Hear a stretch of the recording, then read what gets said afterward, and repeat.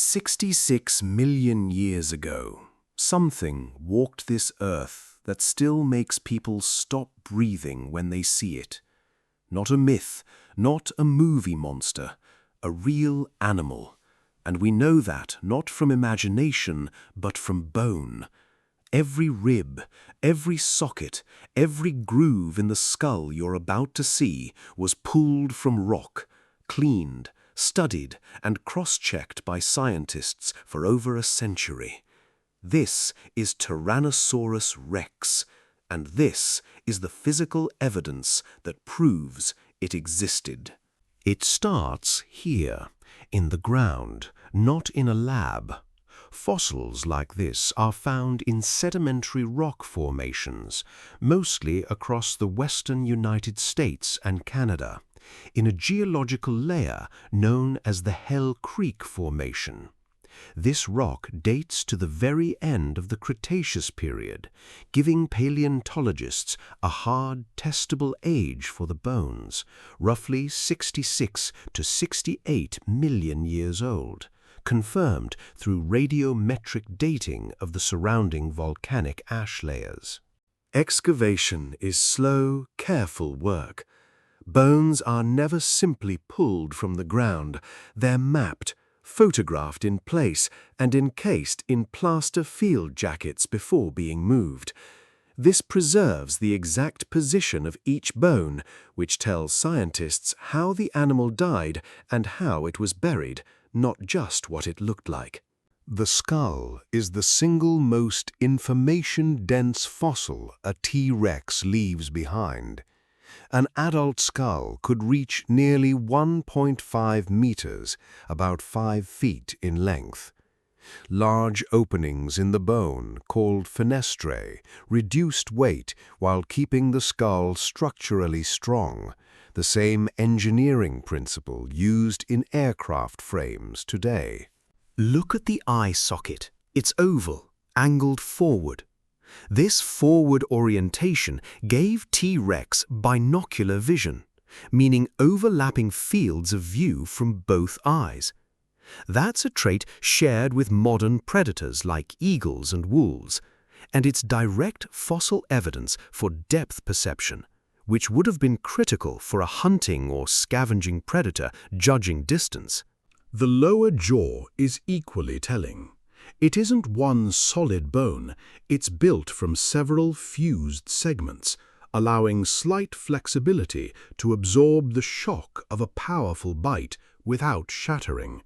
This is something paleontologists only understood by studying multiple specimens and comparing wear patterns. The teeth tell us how this animal ate. T-Rex teeth weren't blade-like, like those of earlier meat-eating dinosaurs. They were thick, rounded at the base, and shaped almost like railroad spikes, built for crushing bone, not just slicing flesh. Some teeth measured over 30 centimeters when you include the root still embedded in the jaw. Bite force studies, based on the width and root depth of fossilized teeth, combined with skull muscle attachment points, estimate a T-Rex bite could exceed 8,000 kilograms of force, among the strongest bites ever measured in a land animal, living or extinct. And this isn't guesswork. Fossilized bones from prey species have been found with T-Rex tooth marks and even bite-shaped punctures still embedded in them, direct physical proof of how these teeth were used. Paleontology relies on comparison. By lining up skulls from related theropods, meat-eating dinosaurs sharing a common ancestor, scientists can pinpoint exactly what makes T-Rex distinct: the unusually deep, robust skull built for crushing power rather than speed of bite. Close relatives such as daspletosaurs help fill in the evolutionary picture. Fossils like this one, still partially encased in the stone it was found in, show researchers exactly how bones fracture and preserve in the wild, critical reference data used when identifying and reconstructing incomplete T-Rex specimens. Once a fossil, or often a cast replica made from one, is prepared, it has to be transported and reassembled for display. This is delicate, engineered work. Every crate is custom-built to protect bone that's been sitting in the ground for tens of millions of years. Fossil preparation has always required immense patience. Historic photographs like this one document decades of museum work, technicians cleaning, reinforcing, and mounting bone by bone, often over the course of years, to build skeletons stable enough to stand upright and support their own weight. That process continues today with modern lift equipment and steel armatures, but the principle hasn't changed. The mounted skeleton has to accurately reflect what the fossil evidence actually shows, not artistic guesswork. Individual fossil skeletons have become famous in their own right because they're so complete.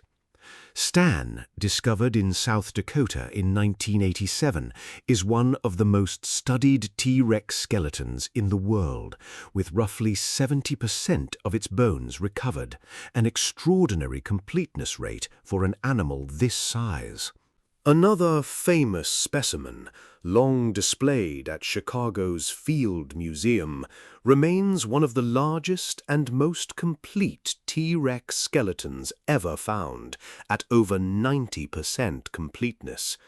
Specimens at this level of preservation are what allows scientists to study things as fine-grained as healed injuries, arthritis, and even evidence of infection in the jawbone. Every one of these skulls, teeth, and bones is a data point, physical, testable evidence, not speculation. Radiometric dating fixes their age. Bone structure and muscle attachment scars tell us how the animal moved and bit.